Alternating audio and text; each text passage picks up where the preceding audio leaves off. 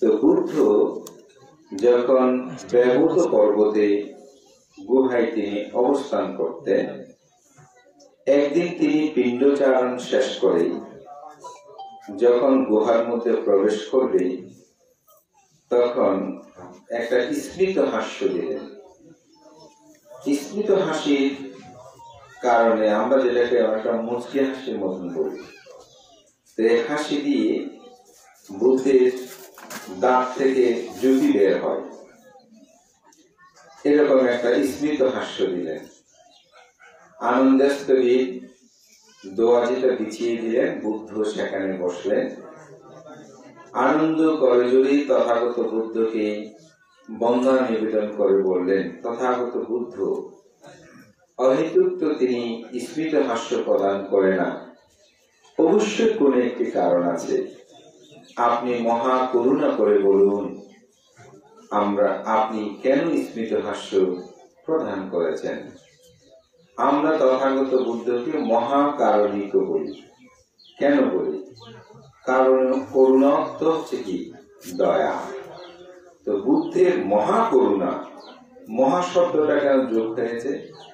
আমরা সাধারণত দয়া করে কাউকে অর্থ দিই, খাদ্য দিই, আমরা তাকে অর্থবৃত্ত দিই, কিন্তু বুদ্ধ আমাদেরকে মহা করুণা করে কি দিয়েছেন? আমাদের মধ্যে যে জন্ম দুঃখ, জরা দুঃখ, ব্যাধি দুঃখ, মরণ দুঃখ, অপ্রিয় সংযোগ দুঃখ, প্রিয় বিয়োগ দুঃখ, স্মৃত বস্তু অভাব দুঃখ, অর্থাৎ যাহা চায় তাহা না পাওয়া দুঃখ, এবং সংক্ষেপে বলছে পঞ্চ উপাদান স্কন্ধ দুঃখ। এই দুঃখ থেকে কিভাবে আমি মুক্তি লাভ করব তার দিক নির্দেশনা তথাগত বুদ্ধ প্রদান করেছেন, যেটি আমার আপনার দ্বারা সম্ভব নয়। বুদ্ধ সেটি চারে অসংখ্য লক্ষাধিক কল্প পারমি সম্ভার পূরণ করে বুদ্ধ এই সত্য আবিষ্কার করেছেন, অর্থাৎ নির্বাণ সত্য আবিষ্কার করেছেন। সেজন্য তিনি শুধু করুণা নয়, মহাকারুণিক, অর্থাৎ তাহার অনন্ত গুণধর্ম তাই তিনি আমাদেরকে নরক থেকে রক্ষা করেছেন, উপদেশ দিয়েছেন, অর্থাৎ রক্ষার উপদেশ দিয়েছেন। আমরা যদি সে পথে চলি তাহলে রক্ষা পাবো, সে অর্থেই বলছি। ঠিক অনুরূপ ভাবে তথাগত বুদ্ধ কে আমরা মহাকারুণিক বলি। তা আনন্দ বলছে, তথাগত বুদ্ধ আপনি মহা করুণা করে বলুন যে কেন আপনি স্মিত হাস্য প্রদান করেছেন। তখন বুদ্ধ বললেন, হে আনন্দ, তুমি কি দেখেছ আমরা যখন পিণ্ডচারণ করতে বের হই তখন একটি পেঁচা আমাদের পিছু পিছু যায়। আমরা যখন গ্রামের মধ্যে ঢুকে যাই তখন পেঁচাটা মাথা নিয়ে আমাদেরকে বন্দনা করে। আবার যখন গ্রামের মধ্যে আমরা পিণ্ডচারণ শেষ করি, আবার যখন গুহার দিকে আসতে শুরু করি তখন পেঁচকটা আমাদের পিছে পিছে আসে। আমরা যখন গুহার মধ্যে ঢুকে যাই তখন সে ডানা মেলে মাথা নিচু করে আমাদেরকে বন্দনা করে। হে তথাগত বুদ্ধ, আমি তা দেখেছি। বলছে আমি সেটা দেখেই আমি স্মিত হাস্য প্রদান করেছি, কারণ মায়াং চিত্তাং পাসাদেনা ভিক্ষু সঙ্গে সারিও নারো কাপ্পানি সাতা সাহাসানি দুর্গতিং সুনাগাচ্ছাতি। বুদ্ধ বলছেন আমার প্রতি এবং আমার ভিক্ষু সঙ্গের প্রতি যাদের চিত্ত প্রসন্ন হয়, কাপ্পানি সাতা সাহাসানি দুর্গতিং সুনাগাচ্ছাতি, তারা কল্পকাল ব্যাপী দুর্গতিতে গমন করে না। এটাই হচ্ছে চিত্তের কি প্রসন্নতা। তো বুদ্ধ এই একটা মাত্র পেঁচার তার চিত্তের প্রসন্নতা সম্পর্কে বুদ্ধ এই কথাটি বলেছেন। তো সেজন্য আমি বলছি, আপনারা যারা আমাদেরকে আগুবাড়ি আনতে গিয়েছেন এবং আপনাদের গ্রামের প্রবেশদ্বারে আপনাদের ধর্ম শিক্ষার ছাত্র ছাত্রীরা সহ আমাদের সকল গ্রামের আপনার যুবক যুবতী, উপাসক উপাসিকা, দায়িকা, আপনাদের যে মহান আমাদের মহামান্য সংগ্রামকে সহ এরকম গুরুত্বপূর্ণ পুরুষদেরকে আগে বাড়িয়ে নিয়েছেন। এটা অসংখ্য পুণ্য আপনাদের মধ্যে উৎপন্ন হয়েছে এবং এটা হচ্ছে চিত্তের প্রসন্নতা। এই প্রসন্নতা চিত্তে মানুষ যখন মৃত্যুবরণ করে, যদি প্রসন্ন চিত্তটা উৎপন্ন হয় যে মহামান্য সংগ্রাম থেকে কিভাবে আগে বাড়িয়ে এনেছি, এই চিত্ত যদি মৃত্যু হয় তিনি ঊর্ধ্বগতি লাভ করে। এজন্য এই পূর্ণ চেতনাগুলো আসলে দিতে যায় না, এগুলো মানুষের অন্তর জগতের মধ্যে রেখাপাত করে থাকে এবং মৃত্যুর সময় যদি এরূপ চিত্ত নিমিত্ত থাকে, আনন্দ প্রীতি অনুভব করতে পারে, তাহলে তার প্রতিনিয়ত পূর্ণ প্রবৃত্তি হয়। তো আজকের এই উদ্বোধনীতে এবং মহামান্য সংগ্রামের আগমন বিষয়টি নিয়ে এখানে অনেকেই স্বাগত উদ্বোধনীতে কথা বলেছেন। আমি ছোট্ট একটা উদাহরণ দিয়ে বলি। আমাদের পরম শ্রদ্ধেয় আর্য শ্রাবক হিসেবে খ্যাত জ্ঞানেশ্বর মস্তরীরের নাম আপনারা অনেকে শুনেছেন, যিনি উনয়নপুরের রঙ্কারাম বিহারে শ্রদ্ধেয় গ্রান্তে মহাপ্রয়াণ করেছেন। আমাদের দ্বাদশ সংঘরাজ পরম শ্রদ্ধেয় ডক্টর ধর্মসেন মহাদেবের গুরু ভান্তে ছিলেন। তিনি আমাদের সে প্রয়াত মহান সংঘরাজ অবতীর্ষ ভান্তে যখন সাক্ষাৎ হতো, তিনি একেবারে কপাল ঠেকিয়ে ভান্তের পদযুগলে একেবারে পা ঠেকিয়ে বন্দনা করতেন। তো ভান্তে একদিন বলছে, আপনি অনেক মহান সাধক, আপনি কেন আমাকে একেবারে কপাল ঠেকিয়ে পায়ে বসিয়ে আমাকে আপনি এত শ্রদ্ধা করে বন্দনা করেন, এমনি করলে তো হয়। তখন নাকি ভান্তে বলেছিলেন, জ্ঞানেশ্বর ভান্তে বহু বহু বহু অতীত জন্মের পুণ্য পারানি থাকলে সংগ্রাস হওয়া যায়। রাজতিলক আছে আপনার মধ্যে, অতীত জন্মের মহাপুণ্য আছে, এই পুণ্যের প্রভাবে আপনি সংগ্রাস হতে পেরেছেন। আপনার মতো পুণ্যবান পুণ্য সব থাকে যদি আমি এরূপ ভাবে বন্দনা অর্ঘ নিবেদন করি, আমারও বহু পুণ্য হবে।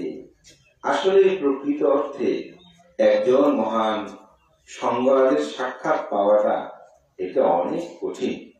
হয়তো আমাদের দেশ বলে বাংলাদেশে আমরা আমাদের ভান্তেরা বা এটা বুদ্ধ প্রতিরূপ হয়তো দেশ হিসেবে নয় বলে আমরা সংগ্রাম ভানকে মোটামুটি শ্রদ্ধায় আমরা সাক্ষাৎ পাই, কিন্তু অন্যান্য দেশগুলিতে পাওয়াটা অনেক কঠিন। এটা আমাদের সৌভাগ্য।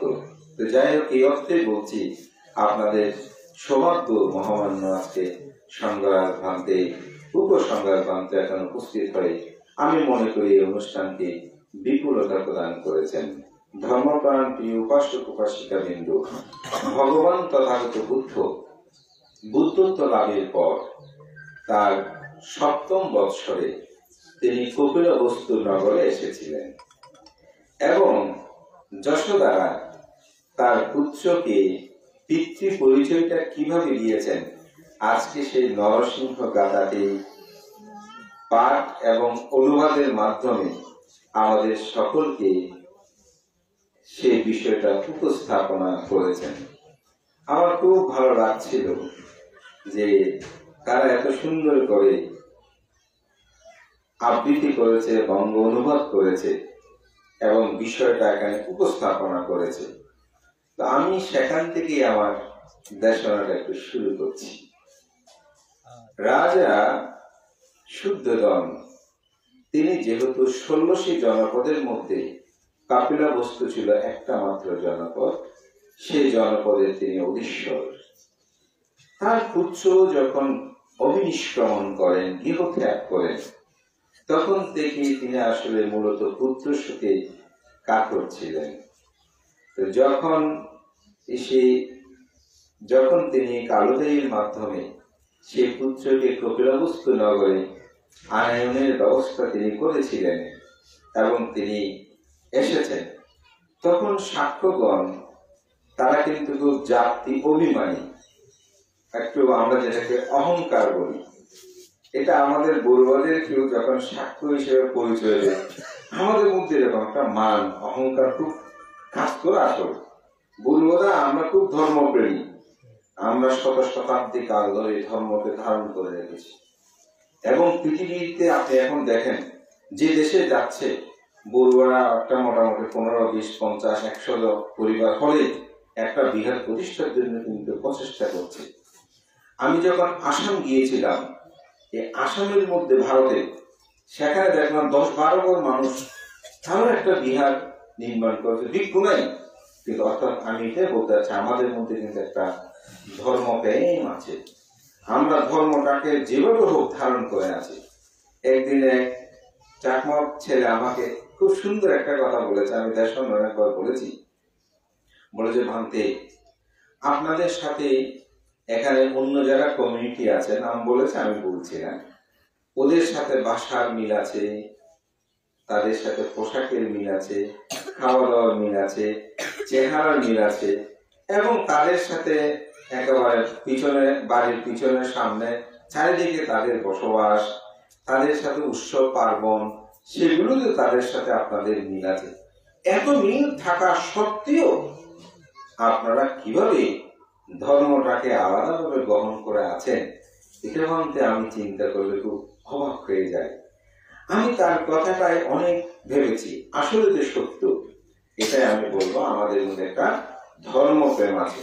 তবে সাক্ষ্যদের মতো আমাদের একটা অহংকার, মান, এটাই আমাদেরকে আসলে মাঝে মাঝে ক্ষতি করে, এটি আমাদের পরিত্যাগ করা দরকার। তো যাই হোক, যে কথাটা বলছিলাম, তো সাক্ষ্যরা খুব অভিমানী ছিলেন, অহংকারী ছিলেন, যার কারণে যখন বুদ্ধ কপিলবস্তু নগরে তিনি প্রবেশ করছেন, তখন দেখা গেল যে যারা বয়োজ্যেষ্ঠ তারা যাচ্ছে না, তো যারা ছোট তাদেরকে পাঠাচ্ছে। কেউ বলছে সে তো আমার মামা হয়, কেউ বলছে আমার ভাইপো হয়, কেউ বলছে আমার অমুক হয়, একটা রাজ্যটা আত্মীয় এরকম, কেউ সেখানে আর যাচ্ছে না। তো তিনি যখন সেই স্থানে গিয়ে বসেন, প্রায় 20,000 ভিক্ষু সঙ্গ নিয়ে, তখন সেখানে পরিশেষান্তে রাজা শুদ্ধোধন সেখানে গেলেন। কিন্তু বয়োজ্যেষ্ঠ কেউ বুদ্ধের অনন্ত গুণ সম্পর্কে তারা জানছে না, তারা মনে করছে এটা রাজকুমার সিদ্ধার্থ, এখন হয়তো সন্ন্যাসী হয়ে এসেছে, তিনি যে বুদ্ধের যে মহাগুণধর্মতা, এই বিষয়ে তাদের কোনো অবলোকন ছিল না। যখন সবাই সেখানে গিয়ে সমবেত হলো, দেখতে এসেছেন, তখন তিনি সেখানে বৃদ্ধি প্রদর্শন করলেন যে আমি যে বুদ্ধ, আমি কি, এটা তাদের উপলব্ধি করা দরকার। তখন তিনি, যেটাকে আমরা প্রতিহাস্য বৃদ্ধি বলি, এরকম একদম উপরে উঠলো, নিচে উঠলো, দোহাত পেরি,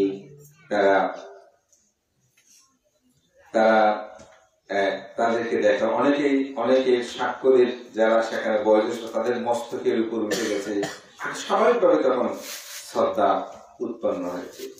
তখন রাজকুমার এই সিদ্ধার্থ বুদ্ধের সেই পিতা শুদ্ধোধন, তখন তিনি হাত জোর করলেন, আমি যাকে অতি সামান্য মনে করছি পুত্র, আসলে তো তিনি এখন পুত্র নেই।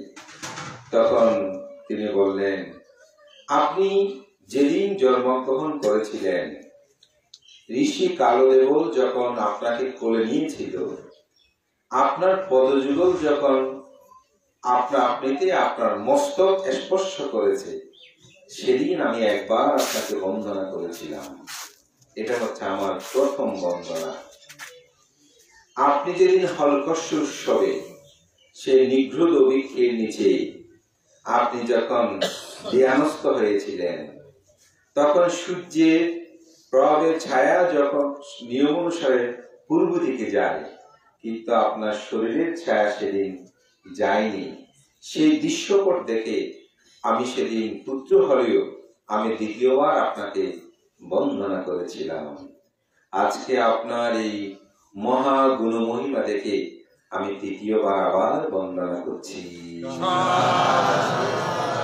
তো রাজা যখন বন্দনা করলেন, স্বাভাবিকভাবে অন্যান্য সাক্ষ্যগণ তো বন্দনা করবেই, রাজা মাতা নুয়ে পড়লে সেখানে কি আর থাকবে? তখন ওখানে যারা আছে সকলেই তাকে বন্দনা অর্ঘ্য নিবেদন করতে শুরু করলেন। কিন্তু কেউ ফান করলো না পরের দিবসে তিনি কিভাবে স্বয়ং গ্রহণ করবেন। তো রাজা মনে করেছিল সে তো আমার পুত্র, সুতরাং আমার গৃহেই তো আসবে। কিন্তু পরের দিবসে দেখা গেল বুদ্ধ পিণ্ড অর্থাৎ পাত্র হস্তে তিনি পিণ্ড চারণে বের হয়েছে। তো রাজা কে এই যশোদারা, যিনি রাহুলকে পরিচয় করে দিয়েছেন নরসিংহ যে গাথা বল, তিনি দেখলেন যে তার সে আরাধ্য সেই গৌতম সিদ্ধার্থ তিনি পিণ্ড চারণ করছেন। তখন তিনি দ্রুত এসে তার শ্বশুরকে বলছে, অর্থাৎ শুদ্ধোধনকে বলছে, দেখুন আপনার পুত্র পথে পথে ভিক্ষা করছে। হ্যাঁ, আমার পুত্র, রাজার পুত্র পথে পথে ভিক্ষা করবে। তখন তিনি দ্রুত গেলেন, গিয়ে তাকে বলছেন যে হে পুত্র, এটা তো রাজধর্ম নয়, আপনি তো রাজবংশের মান সম্মান সব ধুলোয় মিশিয়ে দিয়েছেন, আপনি কেন পিণ্ড চারণ করছেন? আমার কি খাদ্যের কোনো অভাব আছে? বুদ্ধ বললেন, আমি তো রাজধর্ম পালন করছি না, আমি বুদ্ধ বংশের ধর্ম পালন করছি। কালে কালে যুগে যুগে বুদ্ধগণ এভাবেই পিণ্ড চারণ করে তাদের জীবন জীবিকাকে নির্বাহ করেছে। তখন বুদ্ধ তার পিতাকে সেখানে, আমি যে গাথা দিয়ে শুরু করেছিলাম সেই গাথাটি বুদ্ধ সেখানে বলেছিলেন, উত্তিষ্ঠানাফামাচ্ছেয় ধাম্মাং সুচরিতাং চারি ধাম্মাচারি সুখং সেতি আসমিন লোকে পারামহিসা। তখন বুদ্ধ সেখানে বলে, হে পিত, উঠুন, জাগ্রত হন, প্রমত্ততায় জীবন অতিবাহিত করবেন না। ধম্মচারী ইহলোক এবং পরলোক উভয় লোকে তিনি সুখে জীবন যাপন করেন। তা আজকে আমি মনে করি আমাদের স্বপন বিজয় বড়ুয়া সহ তার পরিবার, জ্ঞাতি স্বজন, এই গ্রামবাসী আপনার সবাই জাগ্রত হয়েছেন। জাগ্রত হয়েছেন বলে এভাবে অভ্যর্থনা, এত সুন্দর আয়োজন এবং ধর্ম শ্রবণ করার জন্য আপনাদের সকলের যে চেতনা বোধ, এটিকে আমি সাধুবাদ জানাই। তো ধর্ম কি, এই বিষয়টা আমাদের জানাটা খুব দরকার।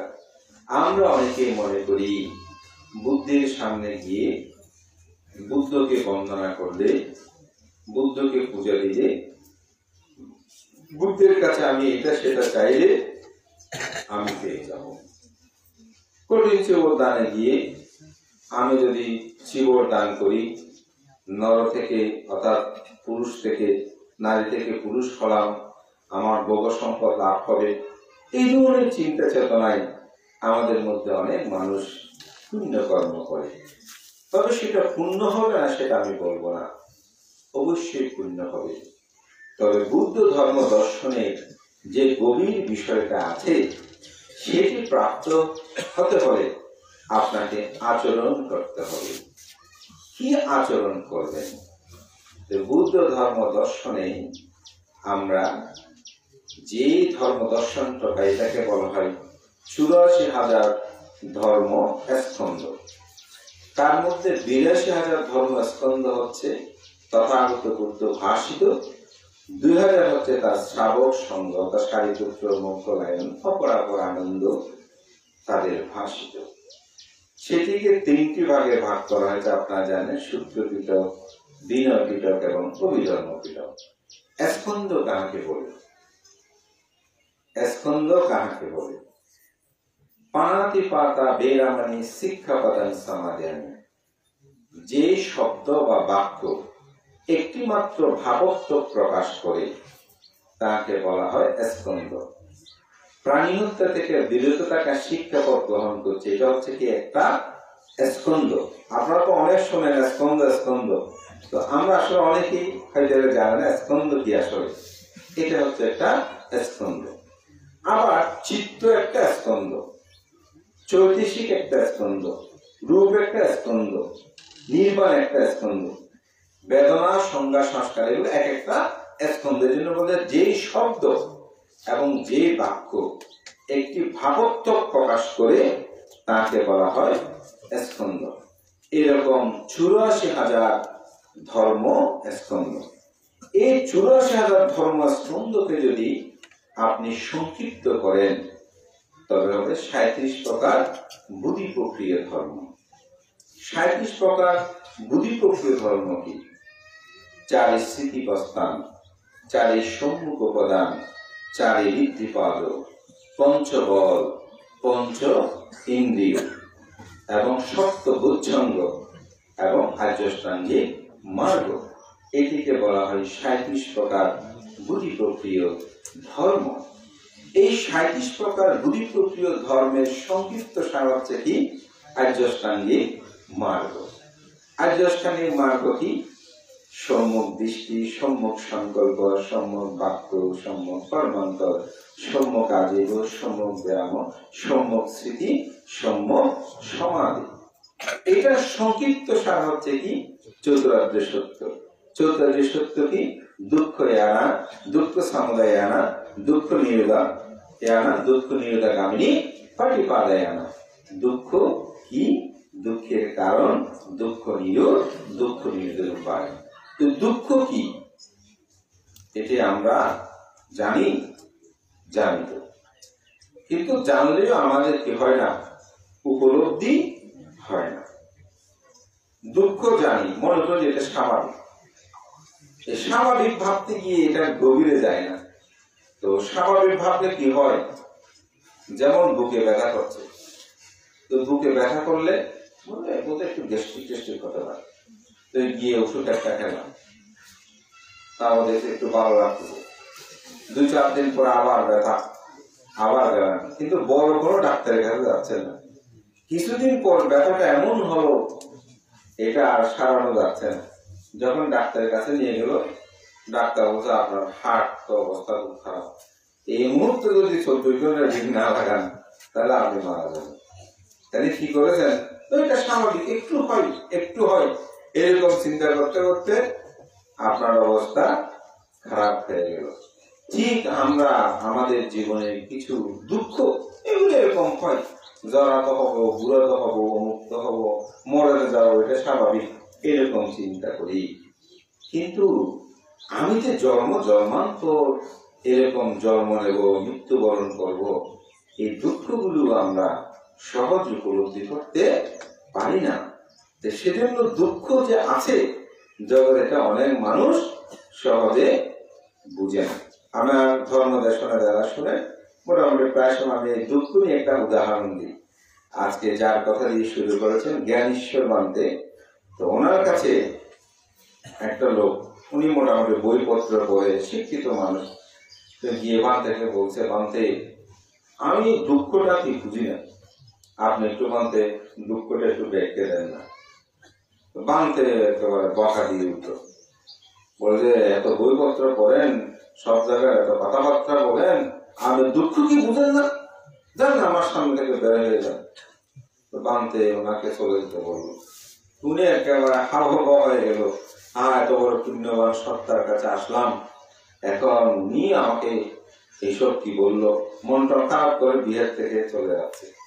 তো বান্তের শিষ্য ছিলেন যিনি সংগ্রাস হয়েছেন পরে, তো বান্তের নাম ধরে দেখে বলছেন, ওই লোকটাকে আমি একটু ডাকতেছি বল। উনি গিয়ে বলতেছে, বরবানটা আপনাকে ডাকতেছে। তুমি অনেকটা আসবে না আসবে ভাবতেছে, আবার বলতেছে, যাই হোক বান্তে বরবানতে যখন ডেকেছে আসছে, আবার এসে বন্দনা করছে। তো বান্তে বলে যে, আপনি কি আমার কোথায় দুঃখ পেয়েছেন? বলে, বান্তে দুঃখ পাবো না, আপনার কাছে আসলাম দুঃখ কি একটু জানতে, আপনি আমাকে বকা দিয়ে বের করে দিয়েছেন। বলে, এটাই হচ্ছে দুঃখ, এটাই হচ্ছে কি দুঃখ, ঠিক না? এরকম আমাদের কাছেও অসংখ্য দুঃখ আছে, আমরা দুঃখ পাই। এই যে বসে আছেন, এখানেও দুঃখ। আমাদের পরম শ্রদ্ধেয় সে মহাপণ্ডিত মহামান্য সংগ্রাস, ভারতীয় সংগ্রাস শ্রদ্ধেয়, যিনি রাষ্ট্রপতি পদকে ভূষিত ধর্মদান মস্তরী মহোদয়। আসলে পণ্ডিত বলে একজন এরকম মানুষকে পণ্ডিত বলা হয়। এখন আমাদেরকে যারা হয়তো আপনারা বলেন যে নাই, সেজন্য বলেন যে, কিন্তু আসল করে প্রকৃত পণ্ডিত করছেন যে ওনাদের। ভান্তের একটি আর্টিকেলে তিনি এত সুন্দর করে লিখেছেন, বোধে বসার মধ্যে দুঃখ, বসতে বসতে দুঃখ উৎপন্ন হয়েছে না?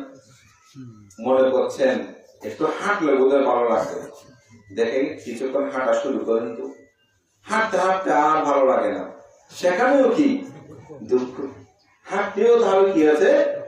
দুঃখ আছে। যদি মনে করেন যে একটু দাঁড়াই থাকি বোধহয় ভালো লাগবে, এই দাঁড়াতে দাঁড়াতে সেখানেও কি দুঃখ, বোধহয় এতক্ষণ দাঁড়িয়েছে লোকটা আসতেছে না, সেখানেও দুঃখ না? যদি মনে করেন যে শুয়ে থাকি, শুইতে শুইতেও দেখবেন সেখানেও দুঃখ। এই যে অসুস্থ যারা, ওদের থেকে একটু জিজ্ঞাসা করেন, বলে ভান্তে হ্যাঁ শুয়ে থাকা যে কত দুঃখ, ঠিক না? তাহলে আমরা তো মনে করছি জগৎটা সুখময়, কিন্তু আসলে উঠতে বসতে শুনতে সর্বক্ষেত্রে আমরা দুঃখের আকরে নিমজ্জিত।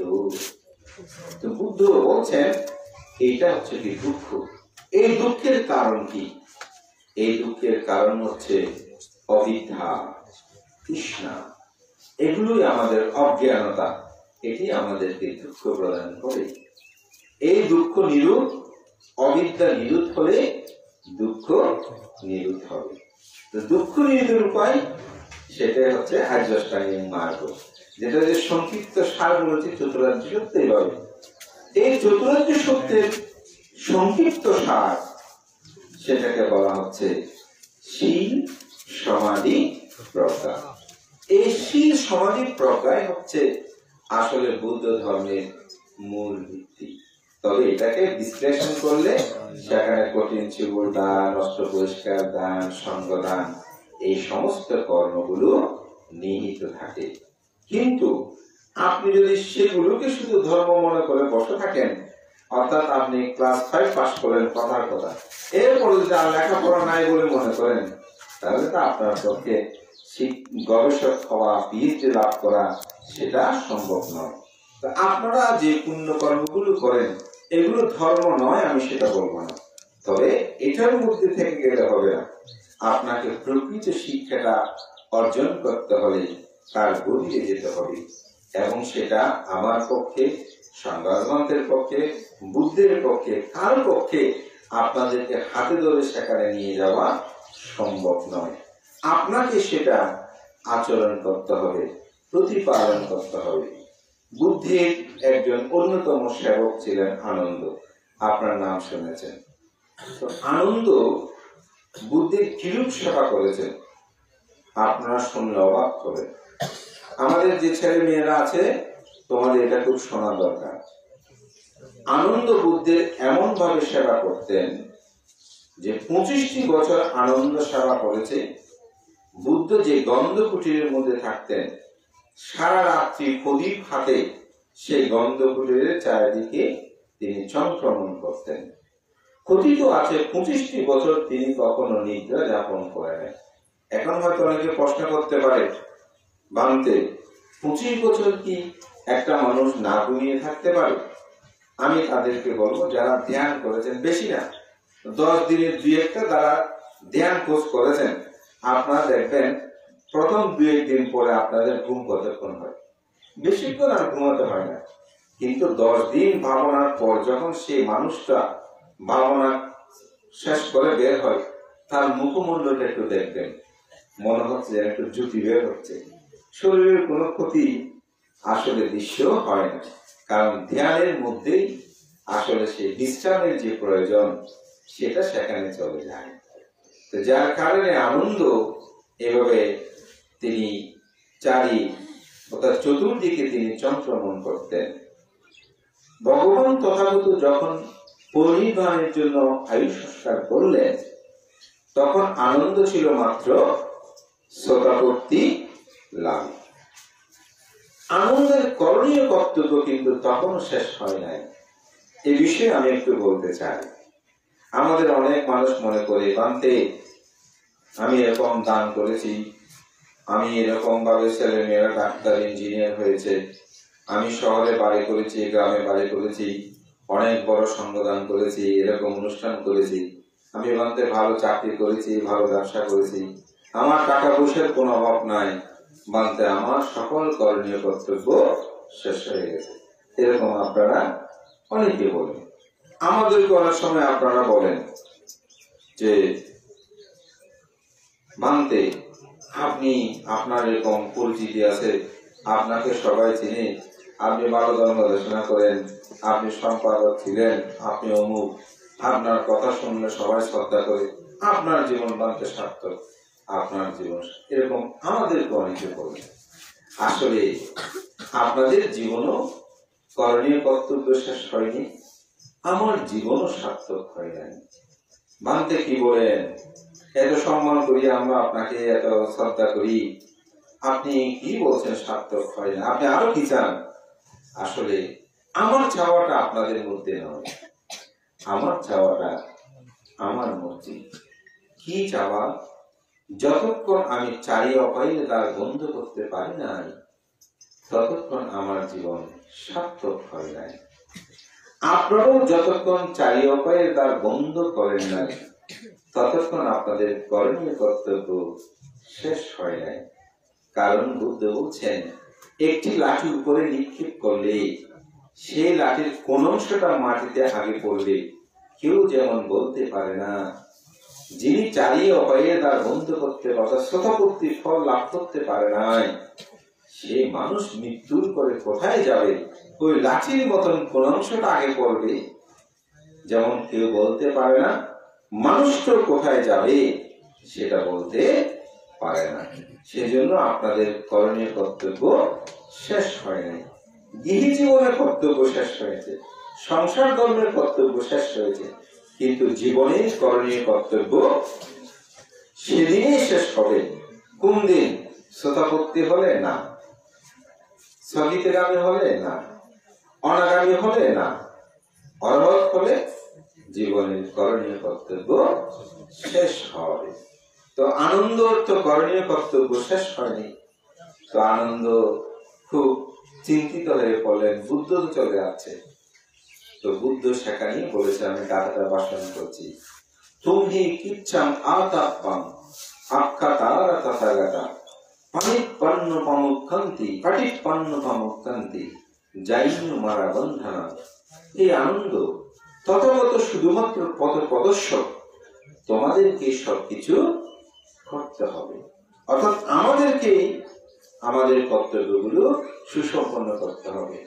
তা অন্য কারোর পক্ষে সেটা করা সম্ভব নয়। তাহলে বুদ্ধির এত গুণধর্মতা, যে আনন্দের বুদ্ধ ভূয়সী প্রশংসা করেছেন, যে ভূয়সী তিনি প্রশংসা করেছেন, সে আনন্দাস্কবিরও কিন্তু কি করতে পারে নাই, বুদ্ধের কাছ থেকে অরহত্ব নিতে পারেনি, শুধু দিক নির্দেশনা নিয়েছেন। তো আমি মনে করি আমাদের মধ্যেও ঠিক সেই চেতনাবোধটা জাগ্রত করতে হবে, এমন ভাবে জাগ্রত করতে হবে যে আমাকে সবকিছু করতে হবে। কি করতে হবে সেটা বুদ্ধ পরিনির্বাণ সূত্রে যখন সাহিত্য হয়েছেন পরিনির্বাণী, সেখানে তিনি বলেছেন, এই আনন্দ তথাগত বুদ্ধকে মন্দন পুষ্প দ্বারা পুষ্পিত পূজা হচ্ছে, বিভিন্ন দ্রব্য দ্বারা পূজা করছে, দান করতে করতে স্তূপে পরিণত হয়েছে। আনন্দ তুমি কি মনে করো তথাগত বুদ্ধকে যথার্থ পূজা হচ্ছে? আনন্দ নিচ্ছুক রইলেন। বুদ্ধ বললেন, এও আনন্দা ভিক্ষু ভিক্ষুনি উপাসিত উপাসিকা ধম্মানুধম্মা পাটিপাটি বিহারতি সামিতি পাটি পান্ন অনুধম্মচারী সুতাতাগাতাং সাক্ষারতে মানতি পূজতি পারমায়া পূজয়া।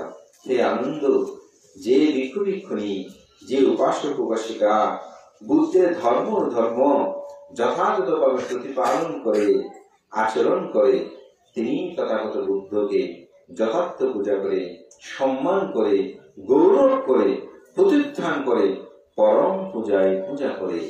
এই ধর্ম অনুধর্মে হচ্ছে কি? শীল, সমাধি, প্রজ্ঞা।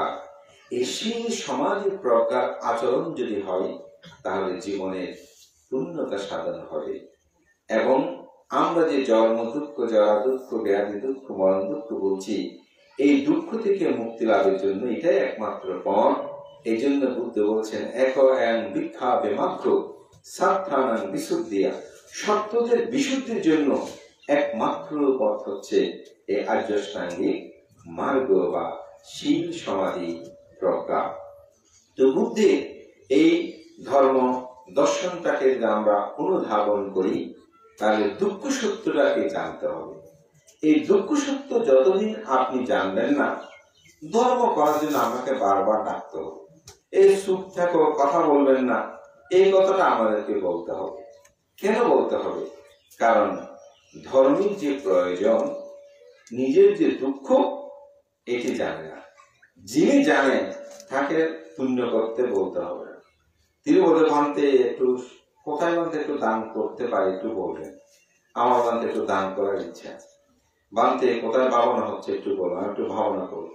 কারণ তিনি ভালো অসুখ রোগী হলে যেমন ডাক্তারের খোঁজে সবাইকে বলবে কোন ডাক্তার দেখালে ভালো হবে, কোন ডাক্তার দেখালে ভালো হবে, ঠিক অনুরূপ ভাবে দুঃখ সত্যটাকে জানলে সে মানুষ আসলে কি আচরণের মাধ্যমে আমি এই দুঃখ থেকে মুক্তি লাভ করব, সেটা তিনি খুঁজবেন।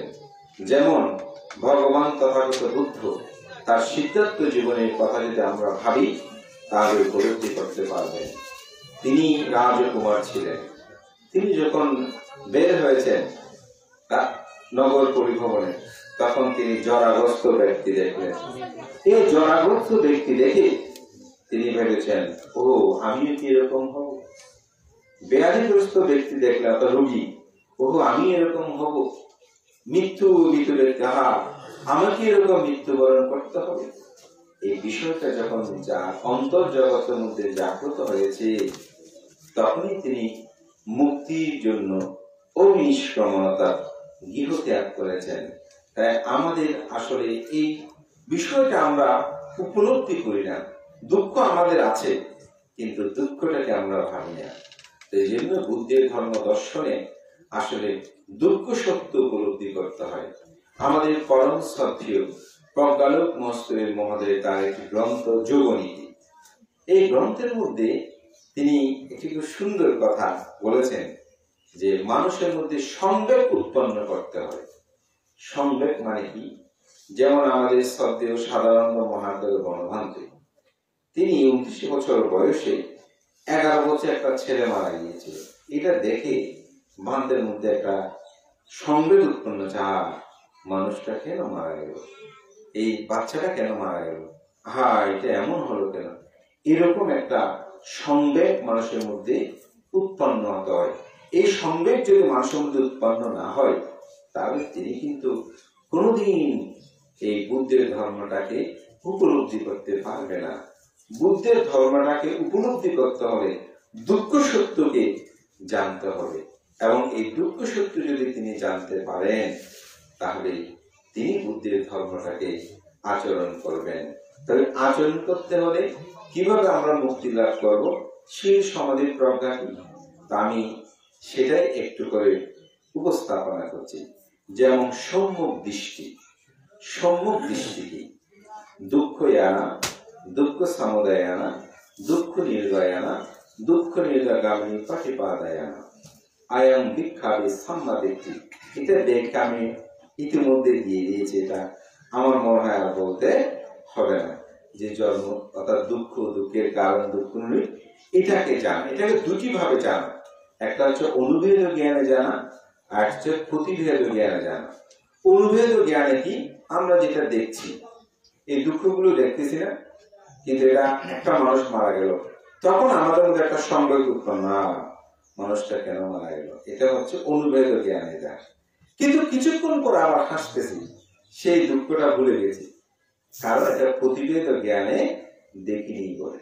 প্রতিভেদ জ্ঞানে মানে কিন্তু ওই যে 37 প্রকার বুদ্ধি প্রক্রিয়া ধর্মের 4 স্মৃতি প্রস্থানের কথা বলেছি, কায়ে কায়ানুদর্শী, চিত্তে চিত্তানুদর্শী, ধর্মে ধর্মানুদর্শী, বেদনা বেদনাদর্শী হয়ে আপনি যখন প্রথম ধ্যান, দ্বিতীয় ধ্যান, তৃতীয় ধ্যান, চতুর্থ ধ্যান, প্রথম অভঙ্গ জ্ঞান, এভাবে করতে করতে আপনার মধ্যে যখন প্রজ্ঞা উৎপন্ন হবে, সেটা দিয়ে আপনি যে দর্শনটা করবেন, আসলে দুঃখ কি, দুঃখের কারণ কি, দুঃখ নিরোধ কি, দুঃখ নিরোধের উপায় কি, এটা যখন গভীর ভাবে আপনি দর্শন করবেন, তখন সেটা হবে আপনার প্রতিভেদ জ্ঞানে দর্শন। এই প্রতিভেদ জ্ঞানে একবার যদি আপনি দর্শন করতে পারেন, সেটাকে বলা হয় শ্রোতাপত্তি। এটা হচ্ছে সম্যক দৃষ্টি। সম্যক সংকল্প, সংকল্পের তিনটি ব্যাখ্যা আছে। সেই তিনটি ব্যাখ্যার মধ্যে হচ্ছে আপনার নিষ্কর্ম সংকল্প, ব্যাপাদ সংকল্প, অবিহিঞ্চি সংকল্প। যেমন রাজকুমার সিদ্ধার্থ যে গৃহত্যাগ করেছিলেন, এটাকে বলা হয় নিষ্কর্ম সংকল্প। অর্থাৎ আপনারাও এই নিষ্কর্ম সংকল্প করেন, মাত্র কখন? যেদিন অষ্টশীল নেন, ব্রহ্মচর্য গ্রহণ করেন, যে আমরা আমাদের অষ্টশীল গ্রহণ করি, আব্রহ্মচারিয়া বেরামণি শিক্ষা প্রদান সমাজে, এই সেটা যখন গ্রহণ হয়, তখন আসলে এটা নিষ্কর্ম সংকল্পের মধ্যে পড়ে। এরকম ব্রহ্মচারী জীবনের জন্য সংকল্প ধীরতা গ্রহণ করা।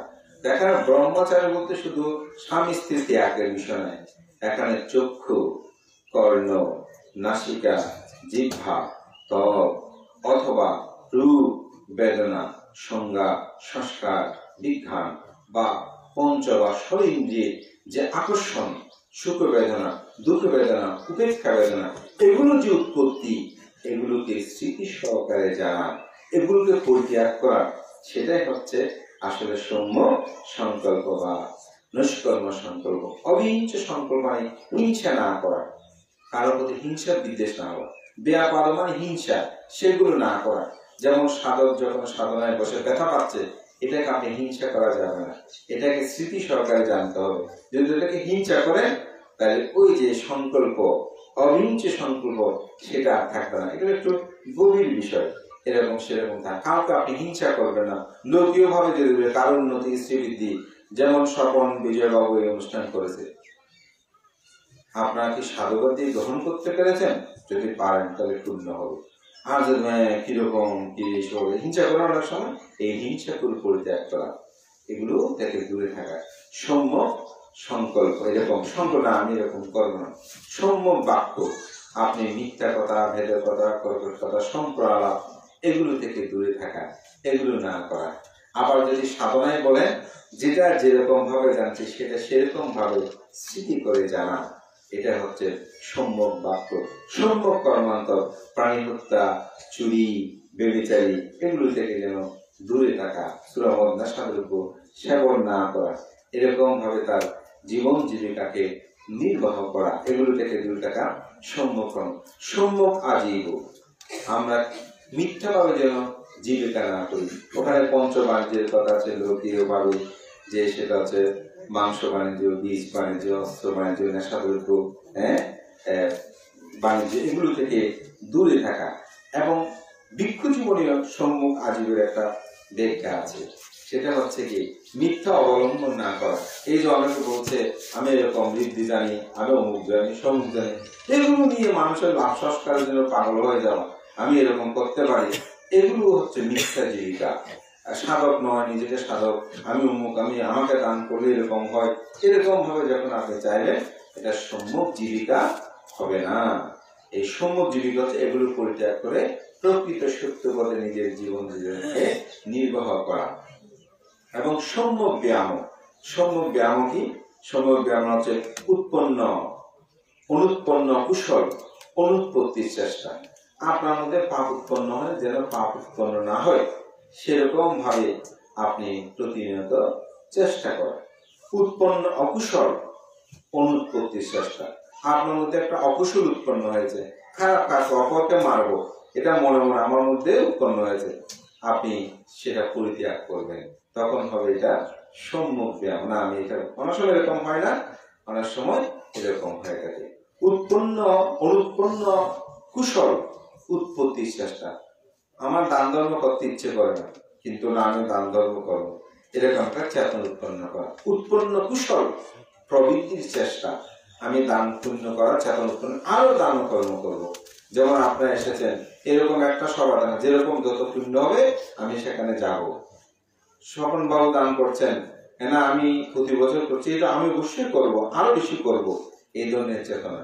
ধ্যান করছি, আরো আমি ধ্যান করব, আমার করণীয় কর্তব্য শেষ হয়নি, এরকম ভাবে চেতনা বোধটা তার মধ্যে কি হওয়া, জাগ্রত হওয়া, সেটাকে প্রচেষ্টা, এটাকে বলা হয় সম্যক ব্যায়াম মানে প্রচেষ্টা।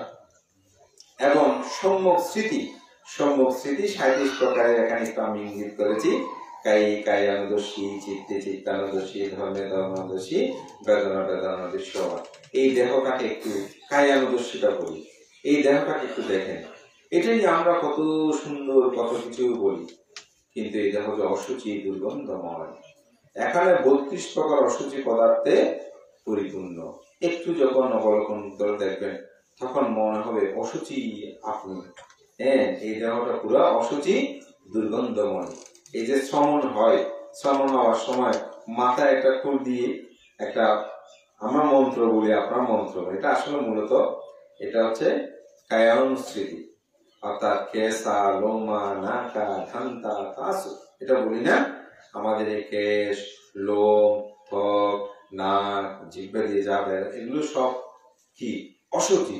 একটু ভাবলে হয়, যেমন অনেক ভালো তরকারি বা ভাত রান্না করে দিল, একটা চুল যদি পরে কিরকম অবস্থা হয়, এটা নিয়ে অনেক মারামারি হয়েছে, অনেক উদাহরণ আছে, ঠিক না?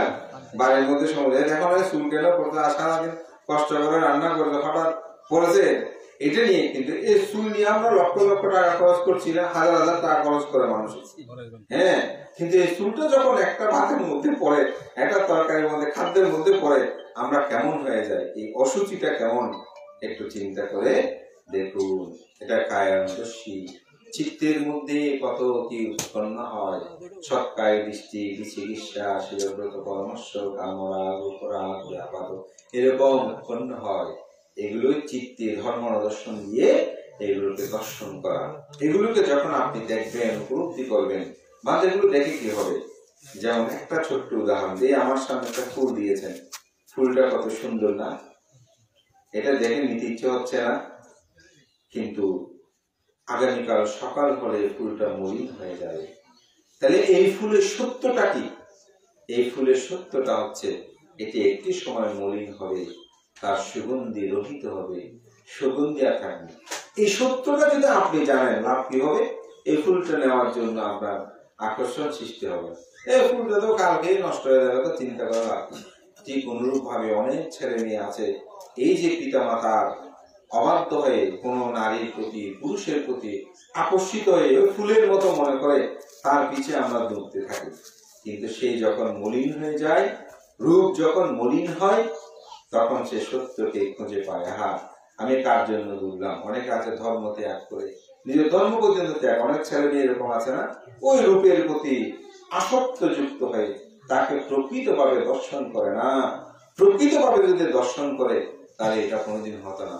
অনেক ছেলে আছে স্ত্রীর প্রতি আসক্ত, স্ত্রীর স্বামীর প্রতি আসক্ত, মা বাবা রাজ্য পর্যন্ত ত্যাগ করেছে। এরকম অসংখ্য কি আছে, উদাহরণ আছে। এই আপনি যখন কায়ানুদর্শী হবেন, চিত্তানুদর্শী হবেন, ধর্মানুদর্শী হবেন, বেদনানুদর্শী হবেন, তখন এগুলো আপনি উপলব্ধি করতে পারবেন। হ্যাঁ, এগুলো তো আসলে কোনো কিছুই নয়। এটাকে বলা হয় সম্যক স্মৃতি। আর একটা হচ্ছে সম্যক সমাধি। এই সম্যক সমাধিটাই হচ্ছে চিত্তের একাগ্রতা। শব্দটা দিয়ে একটু বুঝায়, যেমন আমার চিত্তটা একাগ্র যদি না হয়, আমি যে ধর্ম কথা বলছি আপনারা এগুলো শুনবেন, কোনোদিন শুনবেন না, মনেও ধারণ করতে পারবেন না। কিন্তু আপনি যদি একাগ্র চিত্তে সেগুলো শ্রবণ করেন, তাহলে মনের মধ্যে ধারণ হবে। এই যে কোনো লেখাপড়া করলে যে ছাত্রছাত্রী যারা আছে, তাদেরও পড়ার যদি আমি এক মনে পড়ি, তাহলে তাড়াতাড়ি সেটা মুখস্থ হবে। চিত্ত যদি চঞ্চল থাকে সেটা হবে না। চিত্তর মধ্যে ঠিক প্রথম ধ্যান, সেটা প্রীতি, সুখ, বিচার, একাগ্রতা, এগুলো আস্তে আস্তে যখন ছেদন হতে হতে প্রথম ধ্যান, দ্বিতীয় চতুর্থ ধ্যানে যায়, চিত্তের যখন একাগ্র হয়, তখন তিনি দর্শন করতে পারেন এই জগতে আমার বলতে কোনো কিছু নাই। আমরা যেটা আমার বলে দাবি করছি, আসলে আমার কিছু আছে? আমার এই দেহটা আমার নয়, কারণ সে আমার কথা শুনে না। আমি চাই না বুড়ো হতে, বৃদ্ধ হতে চাই। আমার রংটা মলিন হোক, সেটা আমরা চাই না। কিন্তু আমার এই দেহ সেরকম হচ্ছে। কিরকম হচ্ছে? আমার এই দেহ মলিন হয়ে যাচ্ছে। আমি চাই আমার মাথার চুলগুলো পরে না যায়, কিন্তু আমার মাথার চুলগুলো পরে যাচ্ছে। কেন? সে আমার নয় বলে। আমি চাই চোখে ভালো করে দেখতে, কিন্তু আমার চোখ আস্তে আস্তে পাওয়ারের শক্তি কমে যাচ্ছে। তাহলে কি হচ্ছে? চোখটা আমার নয়। আমি চাই আমার দাঁতগুলো সব ভালো থাকুক, কিন্তু দাঁত ভালো থাকে না। কি হচ্ছে? সেটা আমার নয় বলেই। এরকম ভাবে যখন আপনি সত্যটাকে উপলব্ধি করতে পারবেন, আমার বলে জগতে আসলে কোন কিছু নাই। যাহা আমার নয় তাহা কি? অনিত্য। অনিত্য বলে তো আমার নয়। তো বুদ্ধকে এই বিষয়ে প্রশ্ন করেছিল। বুদ্ধ নিজে বলছেন, এ আনন্দ, এই রূপ নিত্য না অনিত্য? বুদ্ধ বলছেন, এই রূপ অনিত্য। এই চক্ষু নিত্য না অনিত্য? এই চক্ষু অনিত্য। এই স্পর্শ তথা কর্ণ নিত্য না অনিত্য? অনিত্য। এই ঘ্রাণ নিত্য না অনিত্য? বলে যে অনিত্য। এই জিহ্বা নিত্য তথা স্বাদ, জিহ্বা মানে আমরা যেটাকে জিহ্বা বলি সেটা না, এখানে স্বাদ অর্থে বোঝানো হচ্ছে। বলে যে সেটা নিত্য না অনিত্য? সেটা অনিত্য। সুতরাং স্পর্শ নিত্য না অনিত্য? বলছে সেটা অনিত্য। তবে জগতে যাহা কিছু অনিত্য তা হচ্ছে দুঃখ। এই পৃথিবীর সবকিছু অনিত্য। দেখেন না, এই আয়োজন হয়েছে, একটু পরে চলে যাবে না, সেই সমস্যা। এত সুন্দর আয়োজন, আমরা বসে আছি। এই যে আমি কি একটু আগে যে লোকজিৎ ভিক্ষু ছিলাম, এখন তিনি আছি না, আমার পরিবর্তন হয়েছে। আমি আগের সেই লোকজিৎ নেই, আমার পরিবর্তন হয়ে গেছে। জন্য রবীন্দ্র একটা কথা আছে, যত বৎসর বেঁচে আছি তত বৎসর মরে গেছি, মরিতেছি কতিপরে বলে, জীবন্ত মরণ মোরা মরণের ঘরে থাকি, জানি না মরণ কাকে বলে। অর্থাৎ আমরা প্রতিনিয়ত মৃত্যুর মধ্যে প্রতিনিয়ত ধাপমান হচ্ছি, প্রতি ক্ষণে ক্ষণে আমাদের মৃত্যু হচ্ছে। যাহা অনিত্য তাহা দুঃখ। দুঃখ না, এটা দুঃখ। যাহা দুঃখ তাহা অনাত্মা। এই অনিত্য, দুঃখ, অনাত্মা জ্ঞান যখন মানুষের মধ্যে উৎপন্ন হয়, তখনই জীবনের সার্থকতা হয়, পূর্ণতা হয়। তো আজকে আমাদের শ্রদ্ধাবান উপাসক স্বপন বিজয় বড়ুয়া মহোদয়, তার পরিবার, তিনি একদিকে যেমন মাতা পিতাকে স্মরণ করেছেন, কারণ তারা পরম কল্যাণ মিত্র, তাদের জীবন দর্শনে। সেজন্য আমি গাথায় সেটা বলেছি, মাতৃভক্তি সুখকর, পিতৃভক্তি সুখকর, সাধু সৎপুরুষ সেই ভিক্ষু সঙ্গ ভক্তি হচ্ছে সুখকর। আজকে তিনি পিতা মাতাকে স্মরণ করে সেই পুণ্যময় কর্ম, ভক্তিময় কর্ম তিনি সম্পাদন করেছেন। এটি আমি মনে করি যথার্থ কর্ম। তো স্বপন বাবুর সাথে আমার ব্যক্তিগত আসলে বেশি পরিচয় নেই। কিছুদিন আগে তিনি সস্ত্রী আমার বিহারে গিয়েছেন। তো বললেন, মানতে আমার ইচ্ছে হচ্ছে আমার গ্রামে আমি প্রতি বছর একটি পুণ্য কর্ম করি। তো আমি দেশের বাইরে থাকি, আমার বেশি আর কোনো চাহিদা নাই। আমি যা মোটামুটি অর্জন করি সেগুলো স্ত্রী, পুত্র, কন্যা, আমার পরিবার এবং পুণ্যকর্ম করে আমার জীবনটা আমি অতিবাহিত করি। তো বললে, মানতে আপনি যেদিন পারবেন সেদিন আমি আপনাকে আমাদের গ্রামে একটু যেতে চাই, নিয়ে যেতে চাই। তো আমার কাছে খুব ভালো লেগেছে এই অর্থেই, আসলে পুণ্যকর্ম করতে হলে এই ধরনের একটা চেতনা দরকার। আমার কাছে খুব ভালো লেগেছে যে ভান্তে আমার ইচ্ছা হচ্ছে পুণ্যকর্ম করে, অর্থাৎ গ্রহিতার উপর তিনি একেবারেই বলবো অতীব শ্রদ্ধায় এই কাজটি করেছেন বলে। তখন সংবাদভান্তে ছিল দেশের বাইরে, এবং উপসংবাদভান্ত সম্ভবত বাইরেও ছিল, এসেছেন বা ভান্তে ভান্তে। তো উনি বলে ভান্তে যদি ভান্তে আসে আমি ভান্তে। তো আজকে যদি শুক্রবার অন্যান্য দিন চিন্তা করতো, আমার মনে হয় সংবাদভান থেকে পাওয়া যেত না। তো আজকে উনি সঙ্গের উপর গভীর শ্রদ্ধা রেখে এই কাজটি করেছেন বলে, যে সঙ্গ যেদিন সময় দেয়, আমি মনে করি আজকে এই দানের বিপুলতা হয়েছে। জীবনের সময় আমরা তো করছি, আপনাদের নিজেদের জীবনকে প্রশ্ন করে দেখবেন, এই তো জীবন চলছে, এত কর্ম, এত কাজ, এত কিছু করছি, আসলে কার জন্য করছি একটু প্রশ্ন করে দেখবেন তো। আমাদের একজন সঙ্গ নায়ক ভান্তে ধর্মপাল, উনি একদিন বলতেছে, বলছে যে ব্যাগটা আমাদের হাতে একটা ব্যাগ আছে না, বলছে এই ব্যাগটা যে বহন করলাম আজীবন, কার জন্য বহন করেছি, কেন বহন করেছি, আমি উত্তর খুঁজে পাইনি। কথাটা আসলে চমৎকার। আসলে কার জন্য করেছে? এই যে স্ত্রী পুত্র কন্যা বলেন, একটু বলেন, অমুক বলেন, সমুক বলেন, সমাজ বলেন, কার জন্য করেছেন? একটু প্রশ্ন করে দেখেন, আপনার জন্য কি কিছু করেছেন? এই দান ধর্ম, পুণ্য কর্ম, কুশল কর্ম আপনি যা করেছেন সেটাই আপনি আপনার জন্য করেছেন। এটাই আপনার জীবনে কি হবে? পরম প্রাপ্তিও নিধি। তাই প্রতিনিয়ত স্ত্রী পুত্র পুণ্য কর্তব্য এগুলো আপনি করবেন না সেটা আমি বলবো না, তাদের প্রতি করণীয় কর্তব্য অবশ্যই সম্পাদন করতে হবে। সাথে সাথে নিজের করণীয় কর্তব্য করবেন। সকাল সন্ধ্যা দুবেলা বন্দনা করবেন, ছেলে মেয়েদেরকে বন্দনা করাবেন এবং অন্ততপক্ষে আধা ঘন্টা আপনারা ধ্যান করবেন। এগুলো হচ্ছে নিজের জন্য কর্তব্য করবেন। এই করণীয় কর্তব্যগুলো যদি সম্পাদিত হয় তাহলে যে বুদ্ধ বলেছেন তোমাকে সবকিছু করতে হবে, তথাগত শুধুমাত্র পথপ্রদর্শক। তাই আমাদের করণীয় কর্তব্য সেটা। আমি আপনাদেরকে এত কথা বলছি, আমি যদি না করে আমার পক্ষে মুক্তি লাভ করা সম্ভব নয়। আপনাদেরকে শুনতে হবে, ধারণ করতে হবে এবং সেটা প্রতিপালন আচরণ করতে হবে। যদি সেটা করে তাহলে আজকের আয়োজন আমাদের করণীয় কর্তব্য সুসম্পন্ন হবে।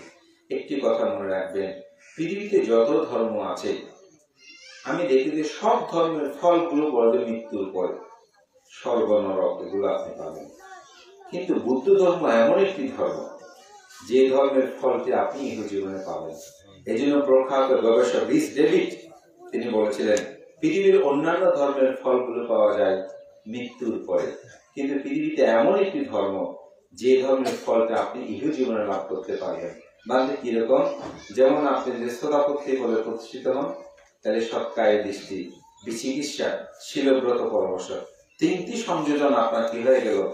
ধ্বংস হয়ে গেছে না? এটার জন্য তো মৃত্যুর পরে আপনাকে যেতে হয়নি। যেমন আমরা নির্বাণের কথা বলি না, আপনি নির্বাণ সাক্ষাৎ করেছেন, এই নির্বাণ সাক্ষাৎ করার জন্য কি মৃত্যুর পরে যেতে হবে? কারণ নির্বাণ দুই প্রকার, একটা হচ্ছে সোপাদেশের নির্বাণ, একটা অনুপাদেশের নির্বাণ। আপনি যখন দশ সংযোজন ছিন্ন করলেন তখন আপনি নির্বাণ লাভ করেছেন না? তাহলে সেখানে কি নির্বাণ লাভ করেছেন?